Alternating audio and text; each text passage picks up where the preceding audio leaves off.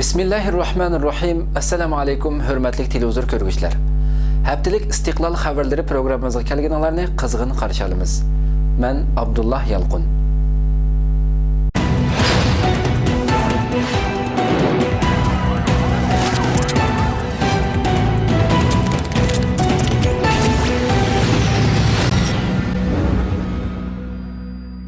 Xitayning Sharq Turkistonga ko'chman yo'tkash siyosati to'g'risida leksiya o'tkazildi. Sharq Turkiston Ma'rif va hamkorlik jamiyatining Sharq Turkiston strategiya tadqiqot markazi tomonidan o'rinlashtirilgan strategiya tadqiqot yig'ini 20 aprel shanba kuni kech soat 19 da Zaytinburnu dengiz fanlari jamiyatining yig'in zalida o'tkazildi. Yig'inga jamiyatning idora hay'at rahbarlari va a'zolari, shundaqla Istanbulda yashayotgan ko'p sonli qarindoshlar qatnashdi. Yig'in Qur'oni Karim tilovat qilish bilan boshlandi. Yig'inga jamiyatning muavin raisi Musajon Ar riyosatchilik qildi va ichilish nutqi so'zildi.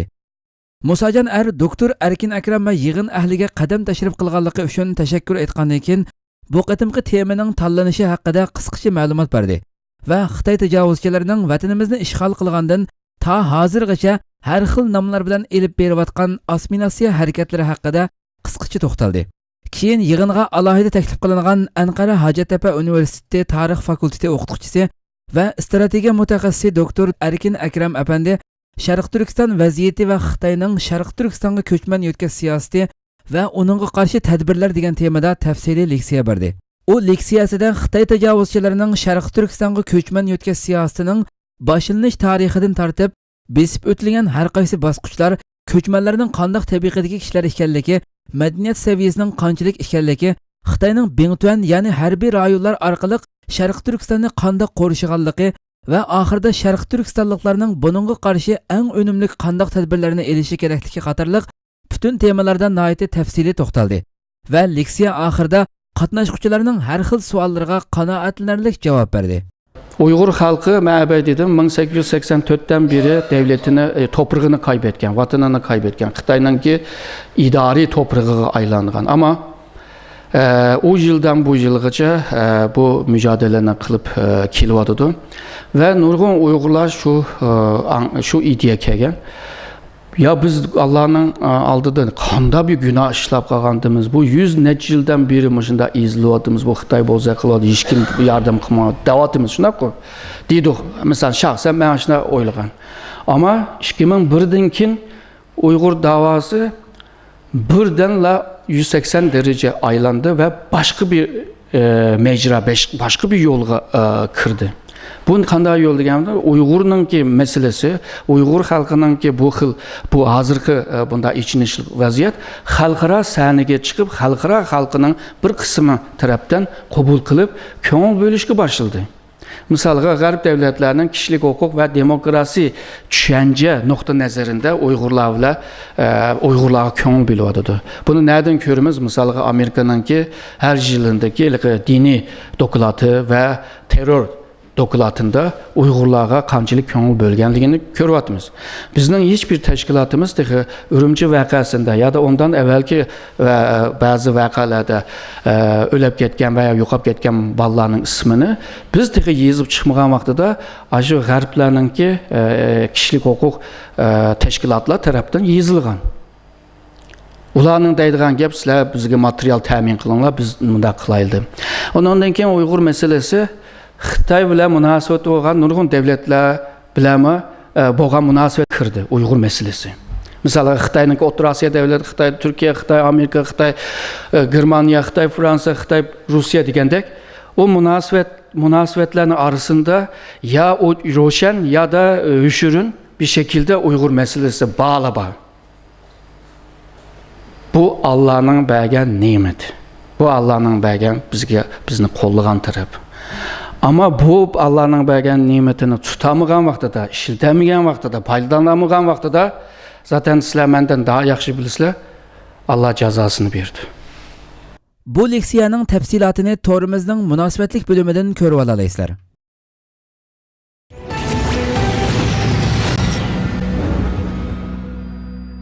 Qashqar Maralbeshi noyasida qonliq to'qinish voqeasi yuz berdi. Xitoy ishg'oli ostidagi vatanimiz Sharq Turkistonning Qashqar shahri Maralbeshi noyasi Seriq bo'yi bozorida 23 aprel seshanba kuni qonliq to'qinish voqeasi yuz berdi. Har qaysi axborotlarda e'lon qilinishicha, Sharq Turkistonning Qashqar shahrida yuz bergan bu qitimqi qonliq to'qinishda jami 21 kishining hayotidan ayrilganligi ilgari surilmoqda bo'lib, bularning ichida 15i Xitoy saqchilari va xodimlari, qolgan 6 nafari bo'lsa Xitoy naq maydonda etib shahid qilgan Uyg'urlar. Xitoy doiralari bu voqea haqida hech qanday tafsiliy ma'lumot bermagan bo'lib, yanada shu burunqi odati bo'yicha hujum qiluvchilarning atalmish Uyg'ur terrorchilar ekanligi, hujumning terrorlik hujumi ekanligi haqida xabar tarqatdi. Ammo ularning kimligi, nima maqsadda bu harakatni elib borganligi, voqeaning kelib chiqish sababi qatorliq taraflardan hech qanday ma'lumot e'lon qilmadi. Xitoy manbalaridami Xitoy tarafdan o'lganlarning soni 15 bo'lib, bular saqchilar va Xitoy kadrlari ekan.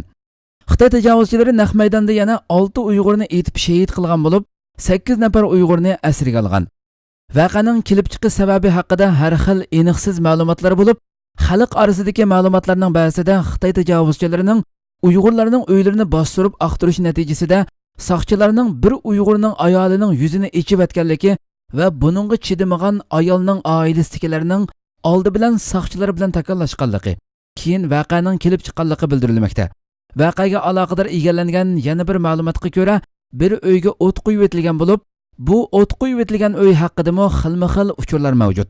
Ularning ba'zisi bu yezliq komitetining uyi edi degan bo'lsa, yana ba'zilar Xitoy tajovuzchilari uy ichidagi Uyg'urlarning qochib ketmasligi uchun uyga o't qo'yib etgan va shu atrofdagi bozordagi hech qanday Uyg'urni voqea yuz bergan joyga yaqinlashtirmaganligi haqida uchurlar kelmoqda. Bu voqea xalqarada ko'plagan taraflarning diqqatini tortdi. Amerika Birlashma Agentligi deyishicha, Amerika Davlat Mahkamasining bayonotchisi 4-oyning 24-kuni bayonot e'lon qilib, Maralbeshidagi voqeaga qattiq diqqat qiladiganligini bildirgan. U bayonotida Beijing taraf bu voqeani terrorlik voqeasi dedi. Amerika oshkora tekshirishga da'vat qiladi. Biz Xitoyni bu qitimqi voqeani talto'kis oshkora tekshirishga da'vat qildik degan. U Xitoy hukumatidan Uyg'urlarni Xitoyning asosiy qonunidagi belgilamlar bilan emas, balki yana xalqaroliq insoniy huquq va'dasi bo'yicha umumiyuzlik qo'g'dishini talab qilgan. Yana Xitoydan Uyg'urlarning diniy huquq manfaatini qo'g'dashini talab qilgan. We urge the Chinese authorities to conduct a thorough and transparent investigation of this incident and to provide all Chinese citizens, including Uyghurs, the due process protections to which they are entitled, not only under China's constitutional laws, but under their international human rights commitments as well. Xabar deyilishicha, bu bayonotni anglagan Xitoy doiralari qattiq norozi bo'lgan va 25 apreldagi muxbirlar yig'inida Xitoy bayonotchi Hua Chunying chalvaqab, Xitoylar va Amerikaliklarning hammasi terrorizmning ziyonkashligiga uchrag'uvchilar ekanligini, Washingtonning texmo ko'p hissashlik qilishi kerakligini bildirgan. Ammo Amerika Davlat Mahkamasi 10 necha odamning o'lganligiga faqat afsuslanganligini bildirgan. Fransiya axborot agentligi deyishicha, Xitoy diplomatiya ministrligining bayonotchisi 25 aprel Amerikaning terrorizmdagi qo'sh o'lchimini tanqid qilib, Amerikaning Xitoyning milliy siyosatini ayiblashi bema'nilik degan va Amerikaning Xitoydan gumon qilganligini ayiblab, Amerika hukumatining hissashlik qilmaganligidan norozi bo'lgan.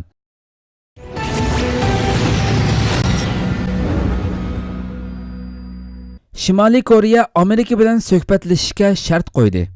Shimoliy Koreya mudofaa ministrligi Janubiy Koreya va Amerika bilan suhbat elib berish uchun shart qo'ydi va yadro quroliga ega bo'lish bir millatning milliy egiligi dedi. Janubiy Koreyaning qarashicha, Shimoliy Koreyaning Janubiy Koreyaga bo'lgan maydonda o'zgarish bo'lgan. Xabarga qaraganda, Shimoliy Koreya Davlat mudofaa byurosining siyosiy ishlar idorasi shu kuni bayonot e'lon qilib, Chingwa sahnasidagi ayol sahibxon shuni unutmasinki, agar kelgusida bizning yadro planimiz, izzat obro'yimiz millatning o'rtaq mulki bo'ladi deb qaralsa, kelgusimiz parlaq bo'ladi. Agar Janubiy Koreya davomli Amerikaning yadro tizginlash kunligini qalqon qilishini davomlashtirsa, u kelgusida cho'qim zavolliqqa qarab mangan bo'ldi degan. Shimoliy Koreyaning Chingwa sahnasidagi ayol sahibxon degani Janubiy Koreya raisi Pu Jin-hoyga qaratilgan so'z bo'lib, Janubiy Koreya Shimoliy Koreyaning bu so'zini Janubiy Koreyaning raisini kamsitganlik dedi.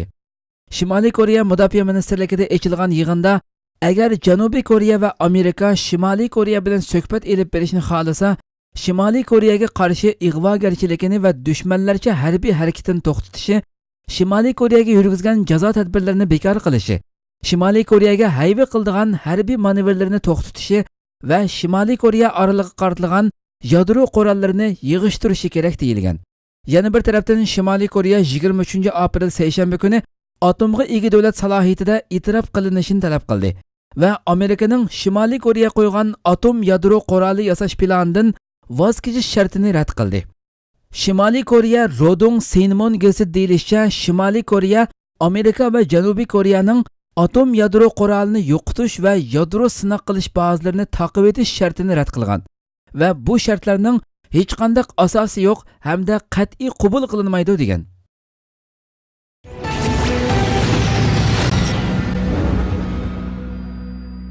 Putin Rossiya O'zbekiston kelar yili Afg'onistonga yordam beradi dedi. Rossiya axborot to'rining xabar qilishicha, Rossiya raisi Vladimir Putin O'zbekiston raisi Islom Karimov bilan ko'rishgan, lekin Shimoliy Atlantik Akti tashkiloti 2014-yili Afg'onistondan chekinib bo'lganda Rossiya va O'zbekiston ichki vaziyatni muqimlashtirish jihatida Afg'onistonga yordam beradiganligini bildirgan. Putin Rossiya va O'zbekiston ikki taraf 2014-yili NATO qo'shinining Afg'onistondan chekinib chiqishidan keyingi munosabatlik masalalar haqida muzokara olib borgan. İki taraf mushu masalalar ustida kengash o'tkazib, davomli maslahatlashish orqali birlikda tadbir qo'llanishimiz mumkin.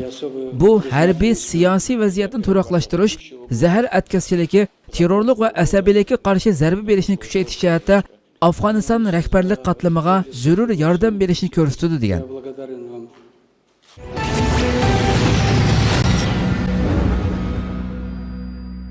Suriya vaziyati zo'r irqchilik fojiasidan signal beryapti. Turkiya Cumhur Raisi Abdullah Gül Suriyaning navbatdagi vaziyatining bu shaklda davomlashaverishidan ogohlantirdi va bu xil vaziyat Suriyada zo'r bir irqchilik fojiasini keltirib chiqadi dedi. Abdullah Gül O'rta Sharq axboroti bilan o'tkazgan suhbatida ko'z oldimizda bir davlat o'zini o'zi vayron qilyapti. O'zini Suriyaning do'sti deb chakorlab İstanbul'da jam bo'lmoqchi bo'lganlar Suriya krizisini tomosha qilib turishlaridan voz kechishi kerak. Chunki hozir Suriyada nurg'un qon to'kilyapti. Suriya masalasini hal qilish uchun xalqaro besim o'ttirg'i chiqish kerak dedi. Abdullah Gülning Anqara raislik ishxonasida elib berilgan suhbatda u Bashar Asad nizomini amaliy reallikdan qochmay, reallikka qarab ish qilishga da'vat qildi va Bashar Asadning koni prinsipida ching turib siyosat qilganligi Suriyani texmo vayron qilishga qarab manganligi bo'ldi dedi. Suriya masalasida tashqi askariy kuchning aralashishiga qarshi ekanligini ta'kidlagan Turkiya Cumhur Raisi bu ishlarning qachongacha suradiganligini belgili bo'lmaydi dedi. Suriyada mazhab ayrimichiligining xatar haqida to'xtalgan Abdullah Gül, rayonlarning oshkora shaklda mazhab ixtilofi va mazhablar aro tafriqchilikka qarab ketayotganligini ilgari surdi va mazhabiy chaqiriqlarning din va dinning usuli bilan aloqasi yo'q. Bu faqat siyosiy sabablarga qaratilgan dedi. U yana bu nihoyatda xatarlik masaldir. Rayonda hozir yuz berayotgan qabohatdan keyin nihoyatda cho'ng irqchilik voqeasi portlashi mumkin. Bu ish rayon uchun nihoyatda cho'ng imtihon bo'lib, mazhabchilik tafriqchiligidagi to'zaqqa tushib qolishdan qat'iy saqlanish kerak dedi.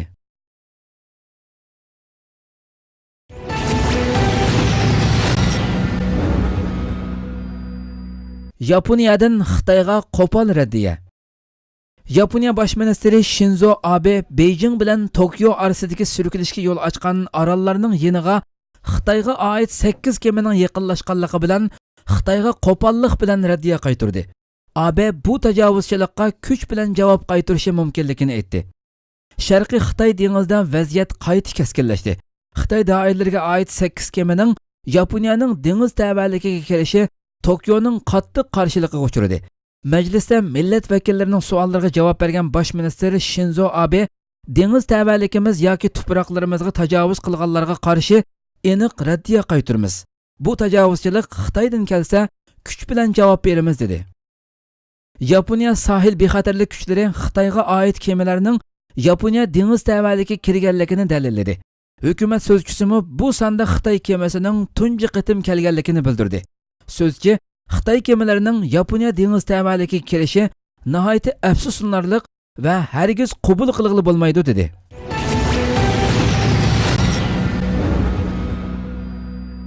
Kavkaz mujohidlari Boston voqeasi bilan hech qanday munosabatimiz yo'q dedi. Amerika Boston voqeasidagi jinoyat gumondorining checheniyalik aka-uka ekanligini e'lon qilgandan keyin Kavkazdagi mujohidlar Amerika Bostonda yuz bergan 2 qatimliq portlatish voqeasi bilan hech qanday munosabati yo'qligini ilgari surdi. Rossiya ishg'olidagi Dag'iston Jumhuriyatining mujohidlar rahbarlari o'zining mustaqil to'rbetida bayonot e'lon qilib, Kavkaz mujohidlari Amerika Qo'shma Shtatiga qarshi askariy harakatda bo'lmaydi dedi. Bayonotda yana mundaq deyildi: Biz faqatla Kavkaz ishg'olidan va musulmonlarga qarshi vahshiy jinoyatlardan mas'ulligi bor Rossiyaga qarshi jihad qilamiz.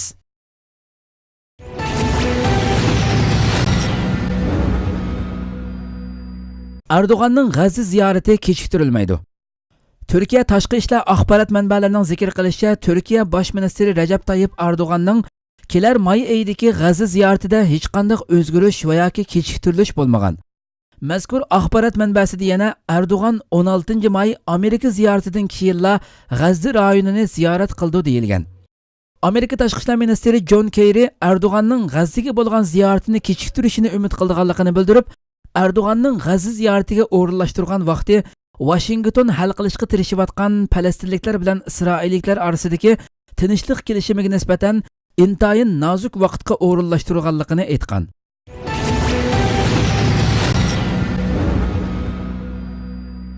Xitoy shirkatlari Qozog'iston qozoqlariga cho'chqa go'shti iste'mol qildirmoqchi bo'ldi. Dunyo bultani to'rining xabar qilishicha, Xitoydan Qozog'istonga kali go'shti deb cho'chqa go'shti import qilingan.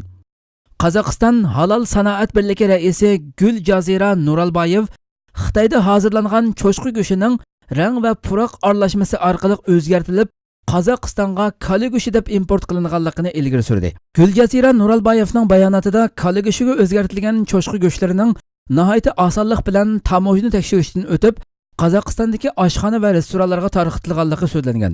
Nuralbayev alohida ta'm kirgizuvchi va rang aralashtirmasi ishlatilib, import qilingan go'shtlarning tadqiqot tekshirishi orqali qaysi hayvonga oid ekanligini ayirib chiqilib bo'lganligini aytib, Xitoy shirkatlarining xalqqa to'ydirmay cho'chqa go'shti sotishga ko'nib ketganligini ilgari surdi. Go'shtlarning alohida o'rash materiallari ichida import qilinganligi sababli ochiq bozorlarda sotilmaganligi, boshqa nurg'un tayyor yemakliklarda ishlatilganligi uqtirildi. Xitoydan go'shtdan boshqa sun'iy yo'llar orqali yasalgan to'xu tuxumlarining import qilinganligini e'lon qilgan Nuralbayev bu tuxumlarning ximiyalik moddalar aralashtirilmasi bilan yasalganligini uqtirdi. Halol sanoat birligi raisi Nuralbayev import qilingan yemakliklarga oid moddalarning qayta ko'zdan kechirilishi kerakligini ilgari surib, tamojna ijroatlarida bu xildagi nuqtalarga diqqat qilinmaganligini bildirdi.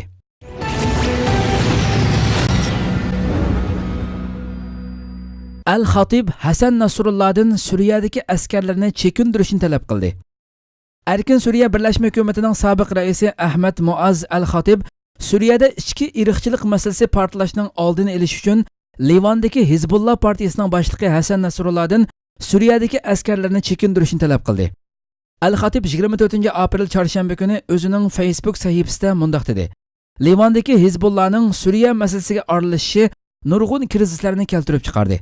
Suriyadagi o'g'il-qiz avlodlarimizning qinini saqlab qolish uchun sizlarning siyosiy va ijtimoiy jihatda ijobiy yo'l tutib, salmoq va amaliyatchan bo'lishinglarni umid qilgan edim. Al-Xatib yana mundaq dedi: Sizlardan Hizbullah qo'shinlarini Suriya doirasidan chekindirib chiqib ketishinglarni talab qilaman. Suriya qo'zg'olonchilari Hizbullahning Suriya ichki urushiga ishtirok qilganligini, Suriya xalqiga qarshi jang e'lon qilganligi deb qaramoqda.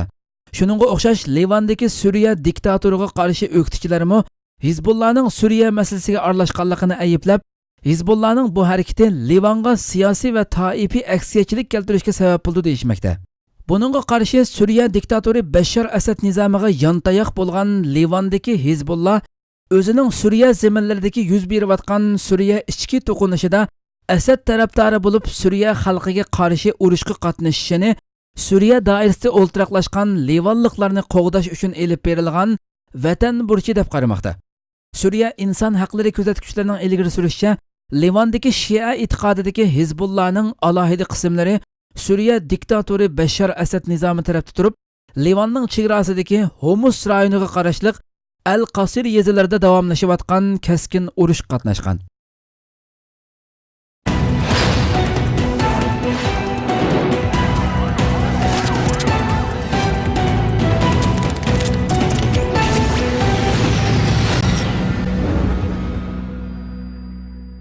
Hürmetli televizor ko'rguvchilar, Haftalik istiqlol xabarlari programmamiz bugun mush yerda oxirlashdi. Kelar qitimqi programmamizni ko'rishgacha sizlarni Janobi Allohga topshiramiz. Assalomu alaykum.